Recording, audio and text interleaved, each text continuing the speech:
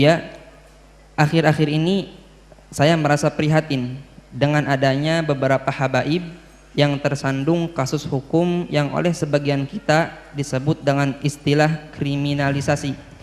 Sikap sebagian saudara-saudara muslim kita yang lain ikut mencaci dan mengolok-olok para habaib yang dijadikan tersangka dalam kasus hukum. Mereka ikut mencaci dan mengolok dikarenakan para habaib tersebut dakwahnya dianggap keras dan kasar, serta dianggap berseberangan dengan kiai atau tokoh agama yang mereka ikuti. Bagaimana kita harus menyikapi keadaan ini? Bagaimana sikap kita jika seandainya ada perilaku seorang habib yang tidak kita sukai atau perilaku seorang habib yang melanggar agama? Habaib atau kaum asyraf sadah adalah orang-orang yang dipilih oleh Allah dengan nasab mulia, yaitu nasab sambung dengan baginda Nabi Muhammad SAW melalui Sayyidat Fatimah Az-Zahra. Kalau memandang mereka, kita pandang dengan dua cara pandang. Sebagai manusia kita lihat mereka, beliau-beliau adalah manusia yang bisa bersalah. Tapi di sisi lain kita harus tetap melihat beliau adalah dzurriyyah Nabi SAW.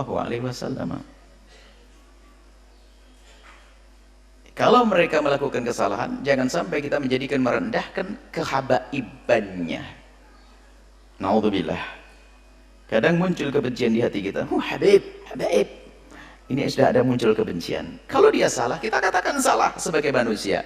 Tapi jangan dihubung-hubungkan dengan istilah habaib. Karena kalau kita menyebut dengan nada merendahkan kalimat habaib, kita akan merendahkan sesuatu yang sambung dengan Nabi SAW.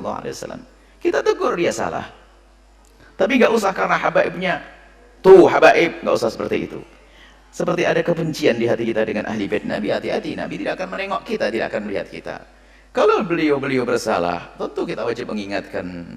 Bahkan kewajiban kita mengingatkan beliau lebih daripada kita mengingatkan yang lainnya. Kenapa? Karena kita mengambil hidayah daripada kakek beliau. Kenapa di saat cucu baginda Nabi melakukan salah kok kita diam-diam saja? Tapi jangan sampai kita mencaci, mengolok, merendahkan karena dia habaib. Awas, hati-hati itu. Pandang dia salah-salah, kita ingatkan. Kalau kesalahannya jangan ditiru, jelas itu. Tapi jangan sampai ada kesan habib tuh. Akhirnya kita merendahkan nasab mulia baginda Nabi SAW.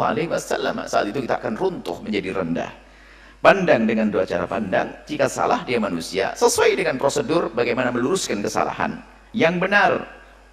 Tentunya bukan dengan bermacam caci maki dan sebagainya. Kemudian jangan dihubung-hubungkan dengan masalah nasab tadi. Nasab mulia itu pilihan dari Allah. Nggak bisa, orang minta pun nggak bisa dapat. Itu sudah dipilih. Beliau-beliau punya nasab sambung kepada Rasulullah SAW. Jangan sampai kita merendahkan kehabaibannya itu. Berarti kalau kita merendahkan kehabaibannya, kita merendahkan nasab mulia. Hati-hati. Kalau salah-salah, kita tegur-tegur. Wajar, tapi tidak jangan dihubungkan masalah habaibnya kemuliaan itu. Dzurriyyah Nabi SAW adalah mulia. Waspadalah, kadang ini lihat, karena ada kedengki tersembunyi di hati kita kalau sudah habib lah gitu. Habib. Bahkan sampai derajat mendustakan nasab, habib palsu. Tidak bisa, kalau nasabnya benar, tetap benar. Kita mengatakan palsu, malah masuk wilayah dosa lagi. Kalau masalah ada habib yang bersalah, ya tugas kita bagaimana? Sebagai pengikut Nabi yang mencintai Nabi, gimana perilaku kita dengan cucu Nabi? Apakah kita rela cucu Nabi melakukan kesalahan seperti itu? Kalau kita rela, Nabi tidak akan rela kepada kita. Nabi akan marah, kamu mengambil hidayah dariku, tapi cucuku salah kau biarkan. Akan marah Rasulullah kepada kita. Tapi juga jangan dicaci, direndahkan gara-gara kehabaibannya. Hati-hati. Ini penting sekali masalah urusan dengan habaib dzurriyyah baginda Nabi Muhammad SAW. Wallahu a'lam bishawab.